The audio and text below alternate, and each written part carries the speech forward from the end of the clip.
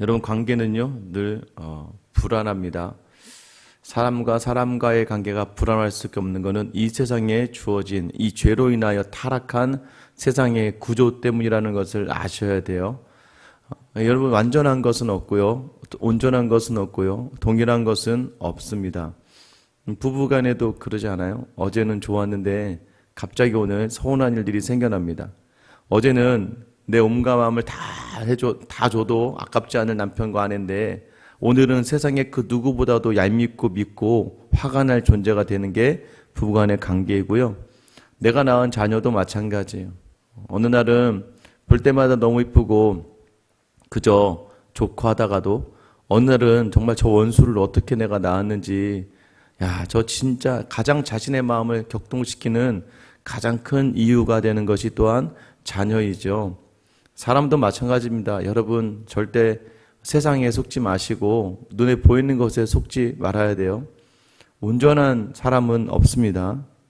아무리 목사고 아무리 기도를 많이 하는 권사님이시고 아무리 인격적으로 훌륭한 장로님이라 하시다 할지라도 인간은요, 이 불완전한 세상에 환경과 상황의 영향을 받게 돼 있습니다. 아무리 내가 믿음이 좋아도요, 여러분, 환경이만 여러 확 몰아붙여버리면 갑자기 막 사업이 안 되거나 직장에서 그만둬야 되거나 아니면 자녀가 사고를 치거나, 여러분, 환경과 상황이 우리를 몰아쳐버리면요, 우리가 믿음을 굳건히 지키는 일이 굉장히 어렵습니다.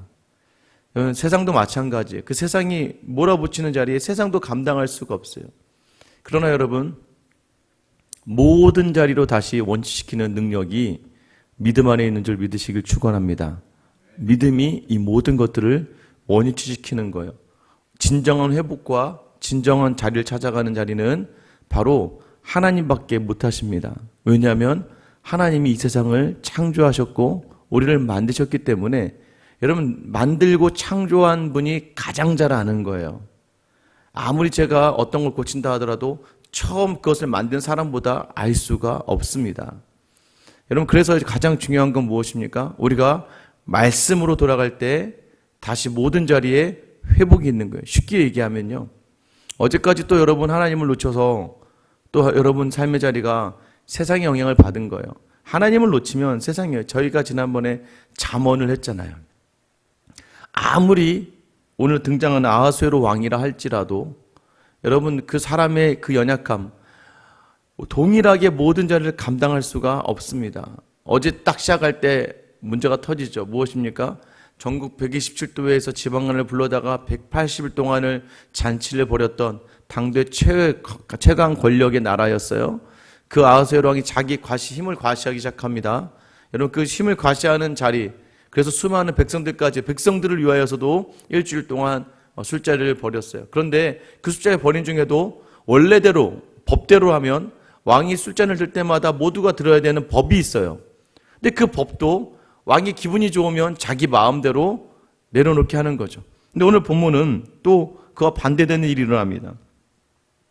술의 9절에 보면 왕후 와스디도 아하수에로 왕궁에서 여인들을 위하여 잔치를 베푸니라.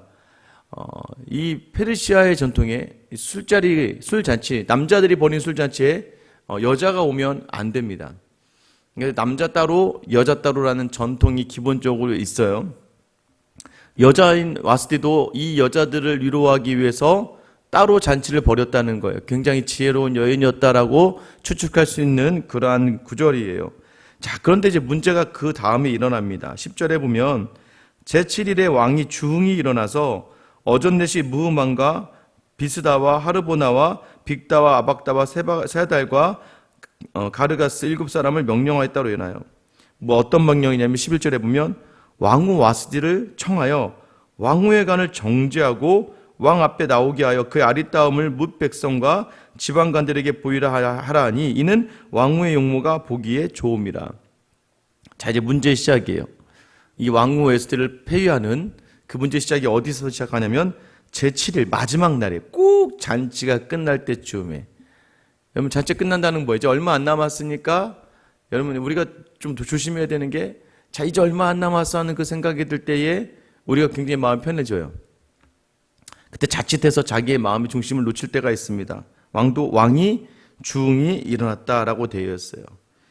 케토브라고 하는 이 흥이 일어나다, 즐거워한다는 거예요. 지금 굉장히 즐거워하는데 여기서 왕이라고 표현했지만 원어에는 레브 하말렉, 뭐냐면 왕의 마음이 굉장히 지금 즐거워졌다라는 거예요. 자, 여러분, 우리의 마음이 항상 즐거워야 되는 그 존재는 누구인가요? 예수 그리스도죠.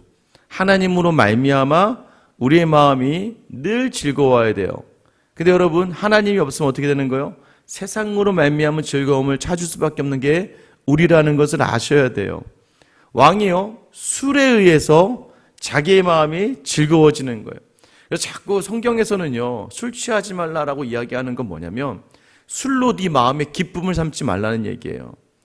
무엇으로 삼아야? 말씀으로, 기도로, 믿음의 자리로 마음의 기쁨을 삼아야 되는데 우리도 자꾸, 여러분, 그래서 우리는 알 수 있어요. 여러분 자녀들이 어머니나 새벽 기도했어요. 그러면 되게 좋아하시겠죠. 그죠? 근데 그보다 더 좋은 건 뭐예요?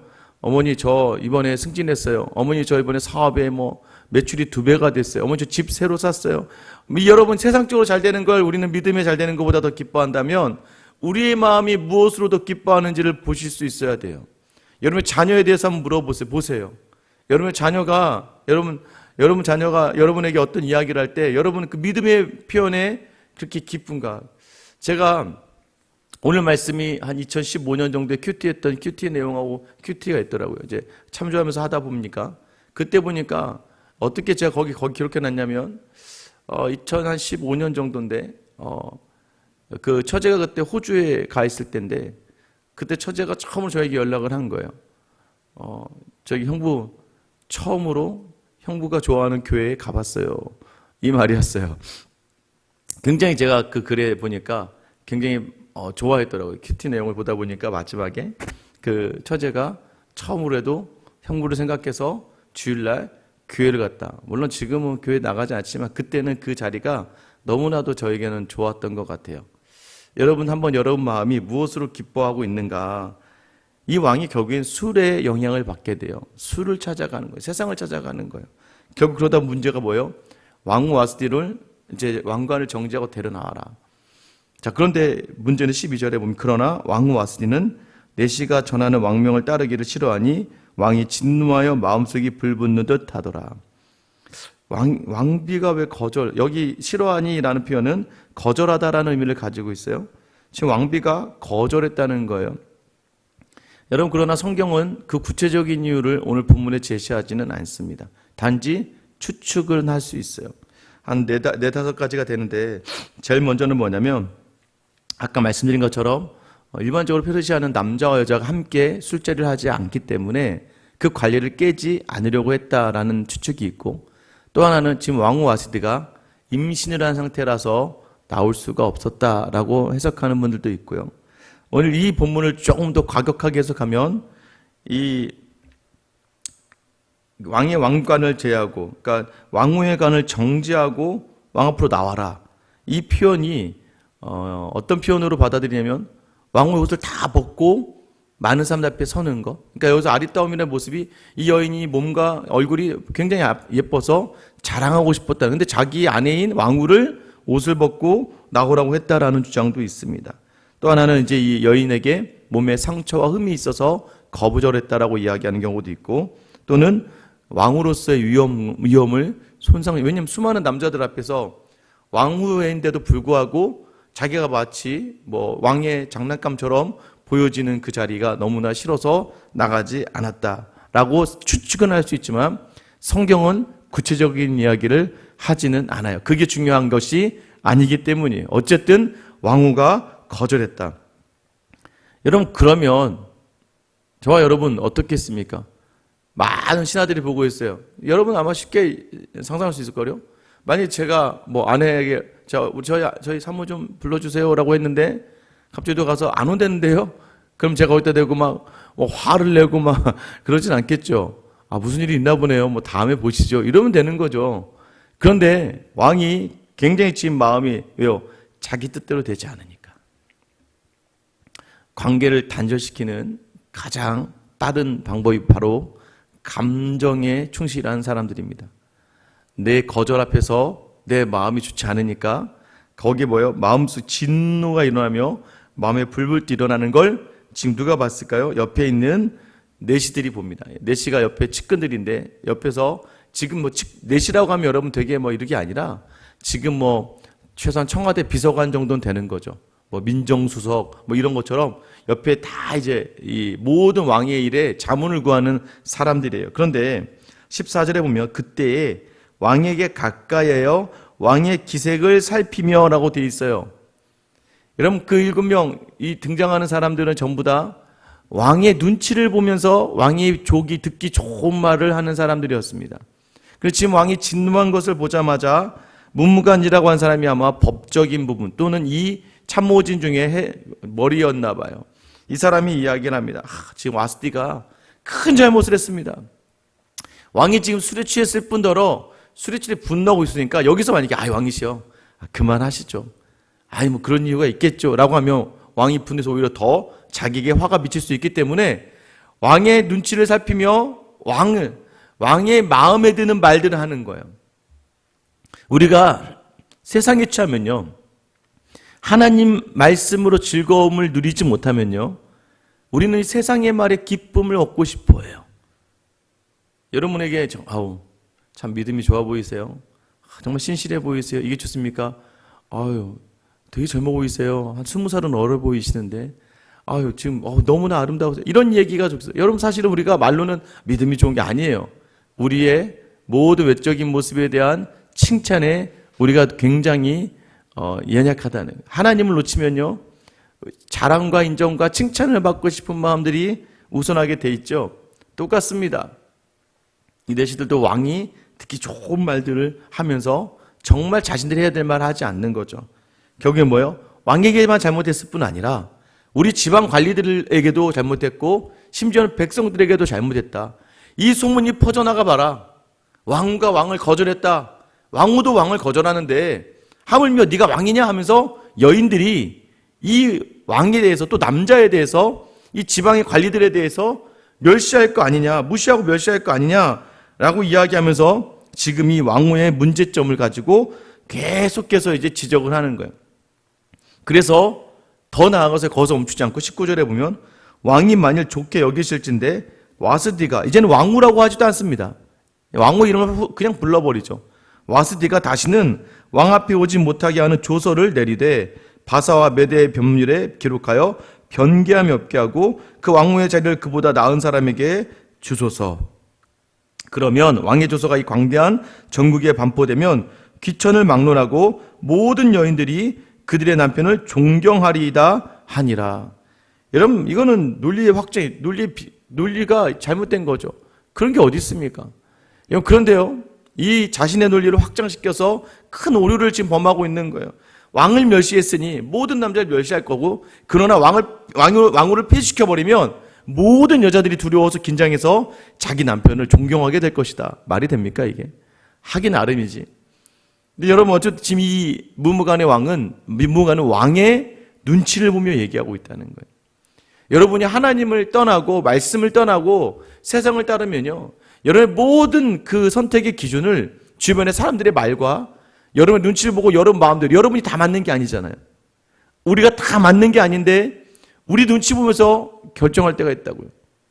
그런 면에서 보면 저는 참 저희 아내에게 감사하게 생각하고 있습니다. 저희 눈치를 보지 않고 제가 어떤 걸 물어보면 정확하게 성도의 위치에서 얘기할 때가 많아요. 여러분 그게 굉장히 중요합니다. 주변에 여러분에게 조금은 쓴 말이죠. 여러분 그 말을 좀 귀 기울일 수 있어요. 저도 처음에는 뭐 옆에 있는 우리 성도님들이나 또는 뭐 같이 사역하는 분들이 저에게 이렇게 얘기했으면 좋겠어요 라고 하면 제가 거절당한 느낌이 들죠. 사람이니까 내가 계획했던 것이 그거 아닌 것 같은데요. 그러면 여러분 굉장히 불편하죠. 여러분만 불편한 게 아니에요. 저도 불편합니다.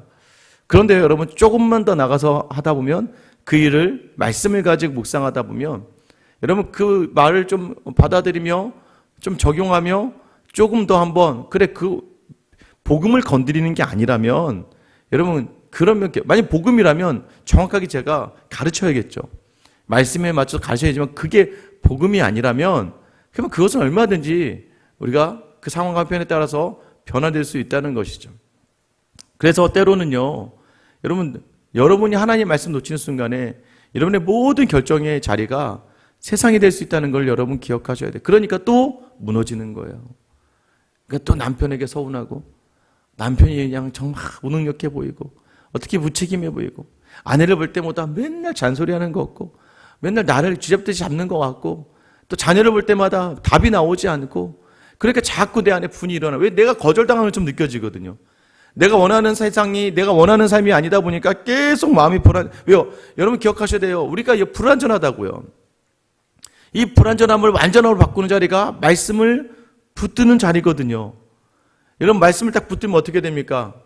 다시 하나님이 원하시는 삶, 다시 예수님이 바라는 삶으로 다시 가는 거예요. 여러분 그때 하나님이 주시는 마음 앞에 여러분의 자존심과 여러분의 고집을 내려놓게 되기를 축원합니다. 그러면 그 자리에 생명이 열려요. 우리는 생명을 맛볼 수 있고 우리는 언제나 정말 하나님으로 인하여 즐거워할 수 있는 이유가 뭐냐면 말씀으로 순종할 때예요. 근데 여러분 안에 그 마음, 말씀으로 즐거워하는 그 자리가 사라지면 여러분 하루 종일 여러분 세상과 치열하게 싸우고 치열하게 다투다가 무너질 수 있다는 것을 기억하셔야 됩니다. 여러분 왕의 모습 보세요. 이제 조서를 딱 내리잖아요. 22절에 보면 모든 나라의 조서를 내립니다. 여러분이 바벨론으로부터 페르시아에 이르기까지 왕의 권위는 그 조서를 지키는 능력이 있어요. 이렇게 생각하면 정말 왕도 함부로 못하는구나. 아니에요. 아까 보셨잖아요. 왕의 법도대로 술을 먹을 때 왕이 한 잔 먹을 때마다 다 같이 먹어야 되는 법을 왕이 먼저 깹니다. 그렇지 않지 말게 해라. 나는 관대하다. 나는 자비하다. 라고 해놓고서는 자기가 분리할 때는 뭐예요? 이건 법이다.